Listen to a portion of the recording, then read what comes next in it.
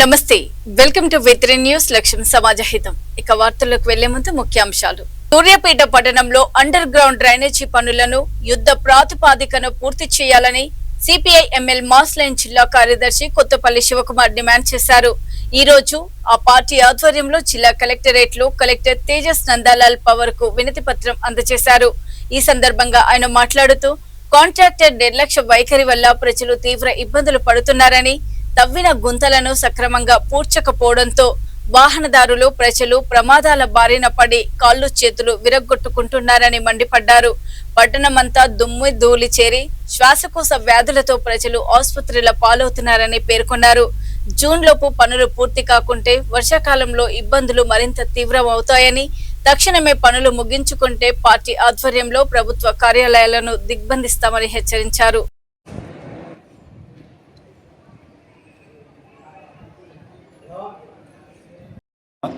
CPI ML mass line Suryapet Kothapalli Shivakumar, CPI ML mass line Suryapet జిల్లా సెక్రటరీని. ఈరోజు కలెక్టర్ గారికి మా పార్టీ తరఫున మెమోరాండం ఇచ్చాం. సూర్యాపేటలో అండర్ గ్రౌండ్ డ్రైనేజీ పనులను యుద్ధ ప్రాతిపదికన పూర్తి చేయాలని చెప్పేసి డిమాండ్ చేసి ఇచ్చాము. ఈ అండర్ గ్రౌండ్ డ్రైనేజీ పనులు అనేటువంటి మార్చి 15 వరకు పూర్తి కావాలి, యాజ్ పర్ గవర్నమెంట్ ఇచ్చిన టైం ప్రకారం. కాంట్రాక్టర్ గారు మళ్ళీ టైం కావాలని చెప్పి సెప్టెంబర్ లాస్ట్ వరకు టైం ఇచ్చారు. సార్, అభివృద్ధి పనులకు వ్యతిరేకం కాదు, కానీ చేసే పనులు క్వాలిటీ ఉండాలి, ప్రజలకు ఇబ్బంది కలగకుండా ఉండాలి. గుంత తోడిన తర్వాత దాన్ని ఊడడం కోసం నకిలీగా నాన్ క్వాలిటీ తోటి పనిచేస్తూ ఉన్నారు. ఊడిపిన తర్వాత మళ్ళీ తెల్లారే గుంటలు పడుతూ ఉన్నాయి. ఈ గుంటలు పడడం వల్ల చిన్నపాటి వర్షం వచ్చినా ప్రజలు ఆడ గుంటలో పడి కాళ్ళు చేతులు పొగుట్టుకున్న రోజులు ఉన్నాయి. దాన్ని ప్రత్యక్షంగా మేమే చూసాం. ఇదే విషయం మీద గత 20 రోజుల క్రితం మేము రాస్తారోకో చేసాం. పోలీసులు అరెస్ట్ చేశారు. చేసినా కూడా మేము భయపడేది లేదు, ప్రజా సమస్యలు కాబట్టి మళ్ళీ భారీ ఎత్తున ధర్నాలు చేస్తామని చెప్పేసి ప్రభుత్వాన్ని హెచ్చరిస్తూ ఉన్నాం.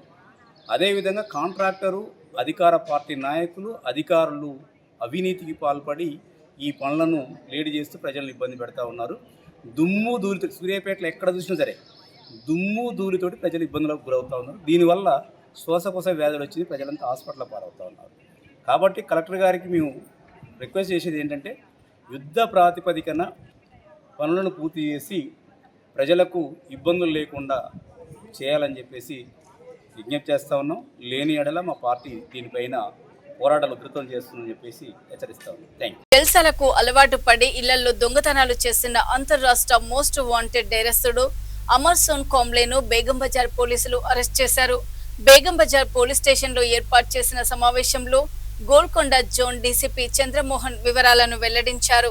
ఈ నెల 6న తన ఇంట్లో దొంగతనం జరిగిందంటూ కృష్ణ అనే వ్యక్తి బేగం బజార్ పోలీసులకు ఫిర్యాదు చేశాడు. ఇంటి తాళాలు పగులగొట్టి 235 గ్రాముల బంగారం, 10 లక్షల నగదు చోరీకి గురైనట్లు ఫిర్యాదులు పేర్కొన్నారు.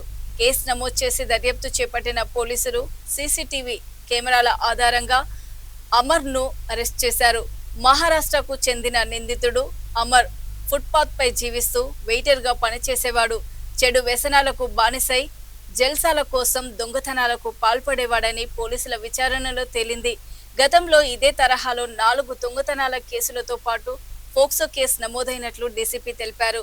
నిందితుడిని అరెస్ట్ చేసి అతని వద్ద నుండి 206 గ్రాముల బంగారం, 2,14,000 రూపాయల నగదును రికవరీ చేసి రిమాండ్కు తరలించినట్లు డీసీపీ వెల్లడించారు.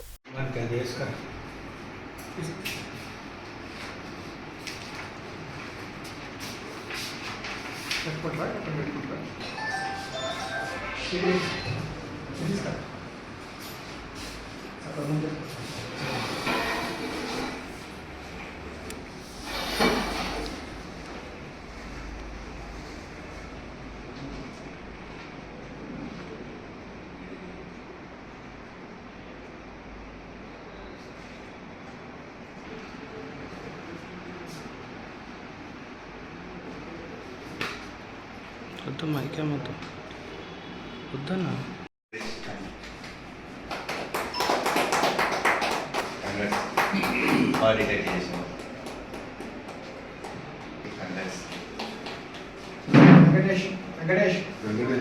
ఓకే.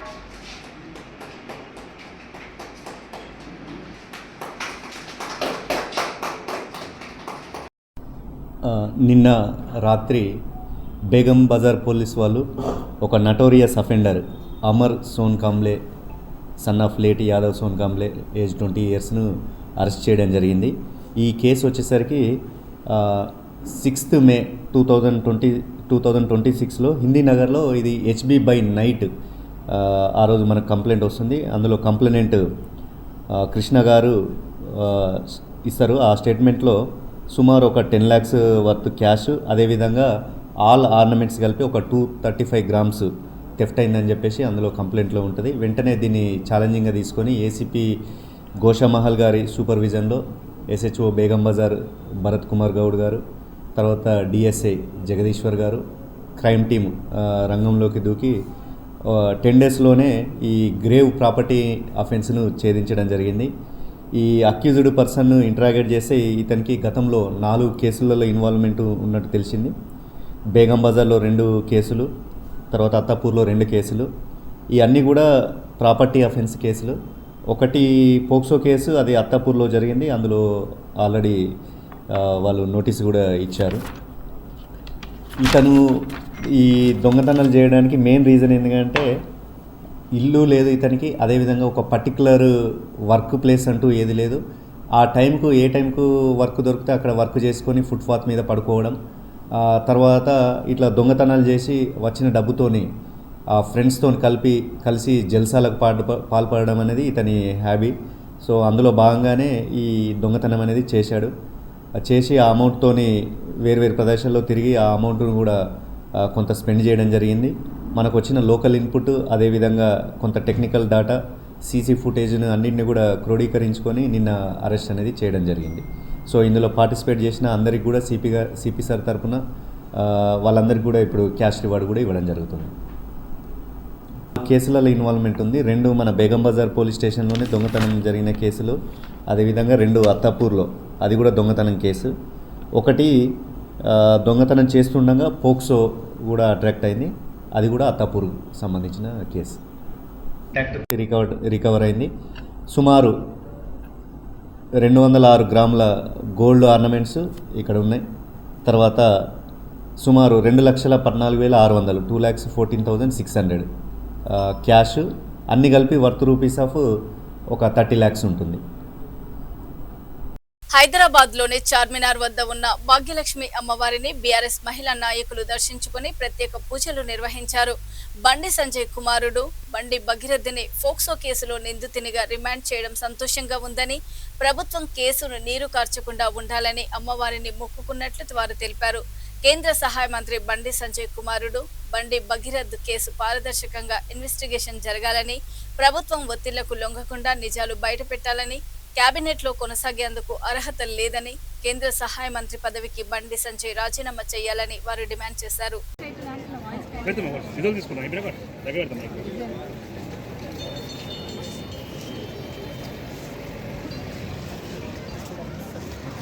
భాగ్యలక్ష్మి అమ్మవారికి జై, భాగ్యలక్ష్మి అమ్మవారికి జై, భాగ్యలక్ష్మి అమ్మవారికి జై. ఈరోజు చార్మినార్ భాగ్యలక్ష్మి అమ్మవారిని దర్శించుకున్నాము. ఎందుకంటే వాళ్ళు నిత్యం ఏ కార్యక్రమం చేసినా భాగ్యలక్ష్మి అమ్మవారి దగ్గరికి వచ్చి ఆశీర్వాదం తీసుకోవడం, అట్లాగే కేసీఆర్ గారి మీద సవాల్ విసిరాలన్నా, కేటీఆర్ గారి మీద, కవిత గారి మీద, ఎవరి మీద, హరీష్ రావు గారి మీద ఎవరి మీద సవాల్ విసిరాలన్నా, వాళ్ళని ఛాలెంజ్ చేయాలన్నప్పుడు వారు నిత్యం వాడే మాట తడి బట్టలతో నేను చార్మినార్ భాగ్యలక్ష్మి అమ్మవారి దగ్గరికి వస్తాను, మీరు వస్తారా అని చెప్పి వారు ఛాలెంజ్ చేస్తూ ఉంటారు. ఈరోజు మేము కూడా ఛాలెంజ్ చేస్తాను అన్న, నీ పుణ్యమే ఈరోజు మేము కూడా ఇక్కడికి వచ్చి అమ్మవారిని దర్శించుకున్నాం. అమ్మవారిని ఒకటే కోరినాం, మీరు కేంద్ర సహాయ మంత్రిగా ఉండడం వల్లే పోలీసు వాళ్ళు బండి సాయి భగీరథను అరెస్ట్ చేయకుండా వారం రోజుల పాటు తత్సారం చేసినారు. ఇదే పదవిలో మీరు ఇంకా కొనసాగుతూ ఉంటే బండి సాయి భగీరథ కేసు నీరుగారిపోతుందేమో అనే ఆలోచన ప్రజలలో బాగా ఉన్నది. కాబట్టి మీరు చెప్పినా చెప్పకపోయినా కేంద్ర సహాయ మంత్రి కాబట్టి ఇప్పటికి వారం రోజులు దాటేసుకుంటూ వచ్చినారు. భవిష్యత్తులో కూడా అట్లాంటి పరిస్థితులేమో అని ప్రజల్లో ఇంకా కూడా అట్లాంటి కన్ఫ్యూజన్ ఉంది. కాబట్టి బండి సంజయ్ గారు మీకు మీరే బాధ్యత వహించి మీరు ఈ పదవికి రాజీనామా చేస్తే దేశం మొత్తం, రాష్ట్రమే కాదు దేశం మొత్తం కూడా గర్విస్తుంది మిమ్మల్ని చూసి. కాబట్టి మీకు అట్లాంటి సద్బుద్ధిని ఇవ్వాలని చెప్పి అమ్మవారిని వేడుకోవడానికి ఈరోజు మేము వచ్చినాం. తప్పకుండా అన్యాయం జరిగిన ప్రతి ఒక్కరికి న్యాయం జరిగే విధంగా అమ్మవారు ఆశీర్వదించాలని, మరి అమ్మవారిని నమ్ముకొని తప్పులు చేసే వాళ్ళను అమ్మవారు శిక్షించాలని కోరుతూ వచ్చినాం. Thank you. కొనసాగుతున్నారు. మరి బండి సంజయ్ ఏ పని స్టార్ట్ చేయాలన్నా, ఏ కార్యక్రమం తీసుకోవాలన్నా చార్మినారు భాగ్యలక్ష్మి అమ్మవారి టెంపుల్కి వచ్చి స్టార్ట్ చేసుకుంటారు.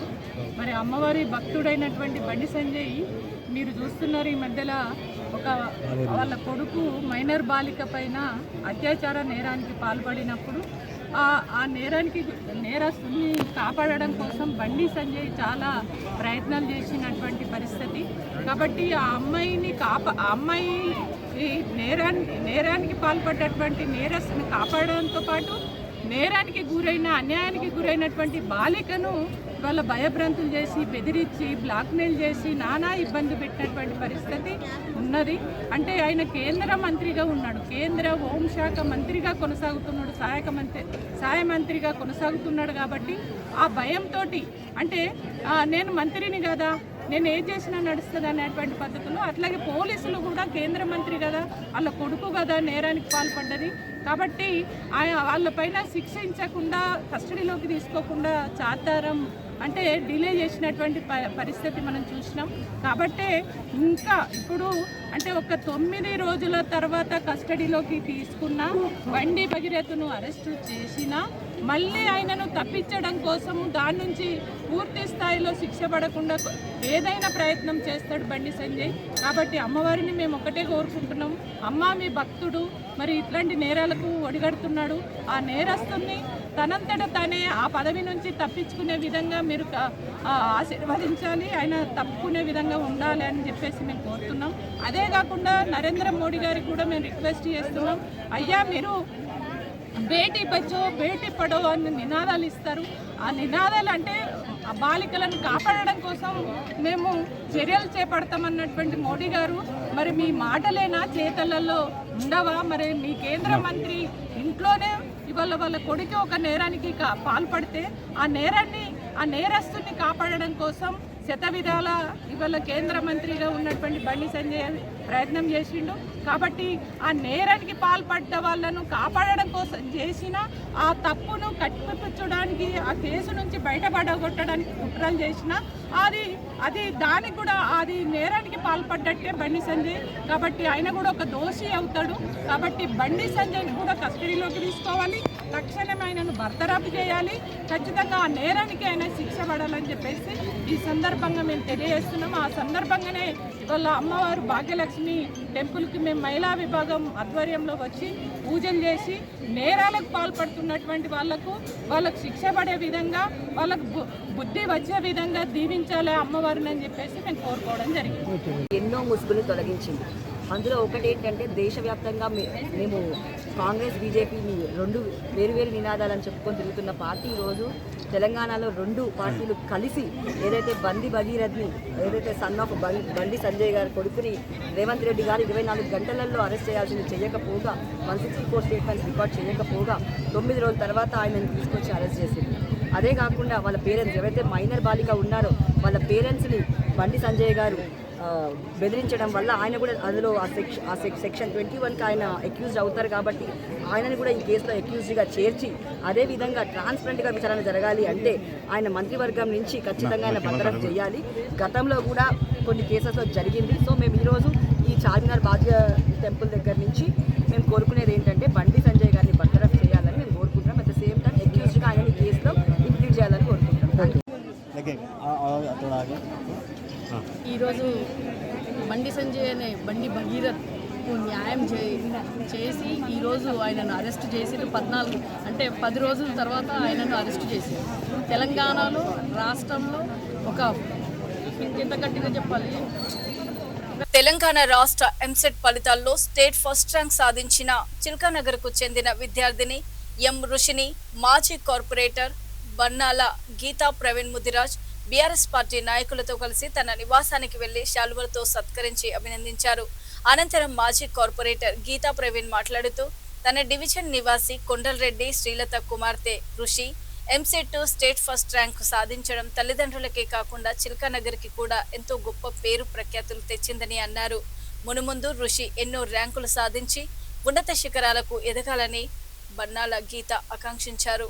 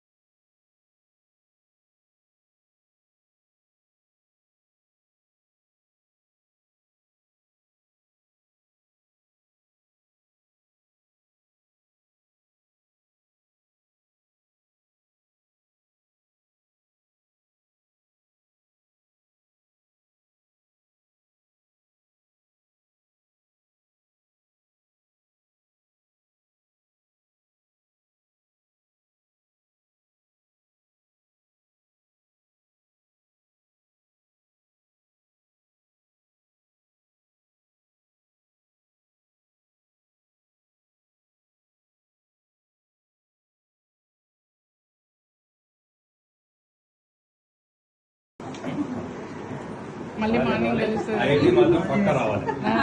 ఇది వచ్చిందంటే అది వచ్చేస్తుంది ఈజీ. ఫస్ట్ నీకు కూడా చెప్పాలి. ఇప్పుడు అందరు స్వీట్ తిని కావాలి. వాళ్ళ మదర్ ఫాదర్ కూడా అట్లే ఉన్నారు. మంచిదాని గురించి భయపడేయడంలో తప్పేం లేదు. 100%. ఎందుకంటే బీదోళ్ళకి చదివిపోతే చదివిస్తారు. ఎడ్యుకేషన్ డిపార్ట్మెంట్ అంటేనే నాన్ ప్రాఫిటబుల్ అని పెట్టుకుంటారు. అట్లాంటప్పుడు వాళ్ళు ఏం చేయాలి? చదివియాలి. ఎవరు గురించి సర్వీస్ చేయాలి. కొంచెం నువ్వు కూడా కలెక్టర్ అయినాక అయినాక మనం వెహికల్ మర్చిపోవద్దు. సర్వీస్ చేస్తూ జనాల మధ్యలో ఉండాలి. ఎందుకంటే మనం బాగా గొప్ప ఫ్యామిలీలోకి రాలేదు కాబట్టి మనం ఆలోచించాల్సింది కిందికి వచ్చుకోవాలి. వాళ్ళ గురించి ఆలోచించాలి.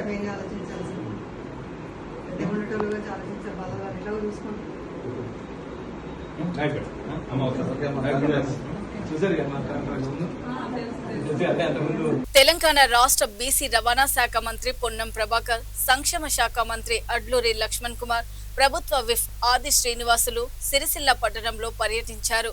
ఈ సందర్భంగా వారు మాతృవియోగం చెందిన జిల్లా గ్రంథాలయ చైర్మన్ నాగుల సత్యనారాయణని గత 15 రోజుల క్రితం హైదరాబాద్ ఔటర్ రింగ్ రోడ్డు ప్రమాదంలో పట్టణానికి చెందిన 6 ప్రాణాలు కోల్పోగా వారి కుటుంబాలను పరామర్శించారు.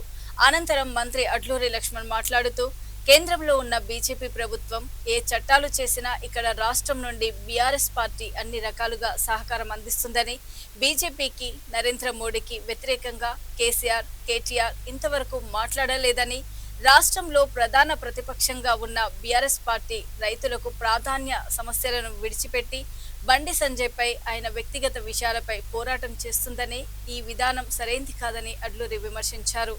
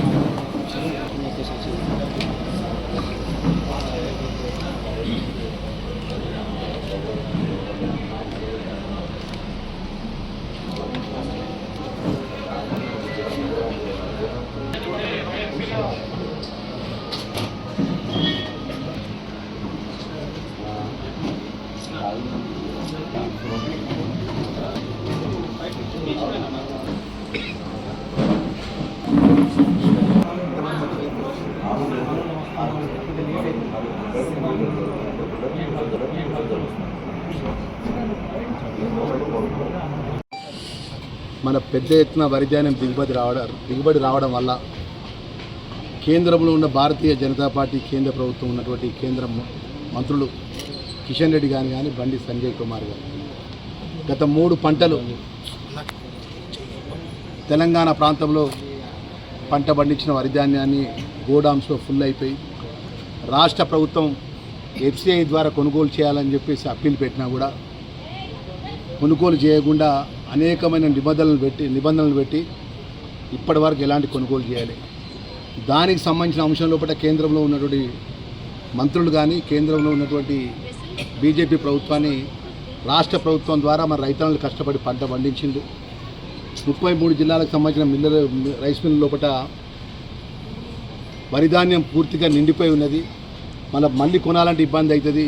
మన కేంద్రం కొనాల్సిన బాధ్యత మీపై ఉన్నదని చెప్పి ఎన్నడూ కూడా ఒక్కరోజు కూడా మాట్లాడకపోక ఏం చేసినారంటే కేంద్రంలో నరేంద్ర మోడీ కేంద్ర ప్రభుత్వం ఆన్లైన్ అని చెప్పేసి ఒక సిస్టమ్ పట్టుకొచ్చింది.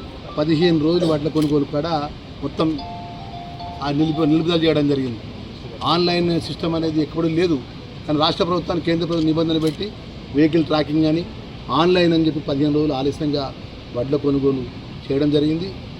ఏదైనా కూడా గౌరవ ముఖ్యమంత్రి గారు రేవంత్ రెడ్డి గారి నేతృత్వంలో మా బాధ్యత ఇది రైతు ప్రభుత్వం ప్రజాపాలన లోపల మేము చివరి గింజ వరకు వడ్ల కొనుగోలు చేయాలని చెప్పి ఒక పట్టుదలతోని గౌరవ ఈ జిల్లాకు సంబంధించిన మంత్రివర్యులు పెద్దలు మా ప్రభాకర్ అన్న గారు కానీ మా శ్రీనన్న గారు కానీ విప్గా మంత్రిగా వెల్ఫేర్ మినిస్టర్ నేనే కానీ శ్రీధర్ బాబు గారు ఉమ్మడి కరీంనగర్ జిల్లా ఈ యొక్క ప్రాంతం తెలంగాణ ప్రాంతంలో ఏదేమైనా ఒకటండి కేంద్ర ప్రభుత్వం ఈ రాష్ట్రంలో ఉన్నటువంటి వాళ్ళ అనుబంధ సంబంధం బీఆర్ఎస్ పార్టీ కేంద్రంలో ఏ చట్టాన్ని చేసినా బీఆర్ఎస్ పార్టీ ఎంపీలు సపోర్ట్ చేసిన 2018 నుంచి 18 వరకు 18 నుంచి 23 వరకు 23 నుంచి ఈ రోజు వరకు కేంద్రంలోకి సంబంధించిన ఏ ఒక్క ప్రజలకు వ్యతిరేకంగా చట్టం చేసినా కూడా బీఆర్ఎస్ పార్టీ వ్యతిరేకంగా ఒక్క మాట మాట్లాడలే మోడీకి వ్యతిరేకంగా మాట్లాడలే అదేవిధంగా ఆ పార్టీకి వ్యతిరేకంగా కేటీఆర్ మాట్లాడలే కేసీఆర్ మాట్లాడలే హరీష్ రావు మాట్లాడలే ఇవాళ వాళ్ళకు సంఘటన సంబంధించిన విషయం లోపల సాయి భగీరథ్ అనే కేంద్ర మంత్రి కొడుకు చేసినటువంటి సంఘటన మీద రోడ్ల మీద కూర్చోట్లాడకుండా రైతులకు సంబంధించిన సమస్యలు ఉన్నాయి ప్రజలకు సంబంధించిన సమస్యలు ఉన్నాయి ప్రధాన ప్రతిపక్ష పార్టీ ఏంటి ప్రజల సమస్యలు తీసుకోవాలి వ్యక్తిగతమైనటువంటి పోరాటం ఏంటండి కేంద్ర మంత్రి ఉన్నటువంటి మా సంజయ్ ఏమన్నంటే జై శ్రీరామ్ అంటాడు పొద్దుగాలు వేసి నేను కూడా దేవుని దండం పెట్టుకుంటాను అర్ధగంట దండం పెట్టుకుంటాను మా అన్న రాజరాజేశ్వర గుడికి పోతాడు మా అన్న సంక్రాంతి వస్తే అన్న పొద్దున్న నుంచి అన్నం తినుకుంటాడు గణపతి నేను అయ్యప్ప ఏదన్నా ఒకటి చేసింది చెప్పాలంటే కేంద్రంలో ఉన్నటువంటి భారతీయ జనతా పార్టీ ఇలా కేటీఆర్ మాట్లాడతారు నేను సంక్షేమ శాఖ మంత్రి మా ఎస్టీ గురుకులాల్స్ కానీ ఏదన్నా వాళ్ళ హయాం జరిగినట్టు మంచి చెప్పమనండి ఇవాళ గౌరవ ముఖ్యమంత్రి గారు ప్రజాపాలనలో వచ్చిన తర్వాత నేను ఎస్టీ వెల్ఫేర్ మినిస్టర్గా బీసీ వెల్ఫేర్ మినిస్టర్గా డైట్ ఛార్జీలు పెంచినాం కాస్మెటిక్ ఛార్జీలు పెంచినాం అదేవిధంగా ఈరోజు మీకు పెండింగ్ ఉన్న 220 కోట్ల రూపాయలు నిధులు విడుదల చేసినాం అంటే ప్రజల సంబంధించిన సంక్షేమానికి సంబంధించిన ప్రజలకు సంబంధించిన రైతులకు సంబంధించిన అనేక సమస్యల విషయంలో ప్రభుత్వ పరంగా మా బాధ్యత నిర్వర్తిస్తే ఇలా బండి సంజయ్కి సంబంధించిన కుమారుడు వ్యక్తిగతమైన సమస్య పట్టుకొని ఇక వేరే సమస్యను కేటీఆర్ డ్రామారావు ఇష్టానుసారంగా ఆగం కొట్టుకునుడు కన్నుకునుడు తిట్టుకునుడు నోటికి ఎంత వస్తుంది అని మాట్లాడుకుంటాను ఏదేమైనా ఇది ప్రజాస్వామ్యం సరైన పద్ధతి కాదని చెప్పేసి నేను చెప్తున్నాను. చూస్తూనే ఉండండి V3 న్యూస్ లక్ష్యం సమాజ హితం. నమస్తే.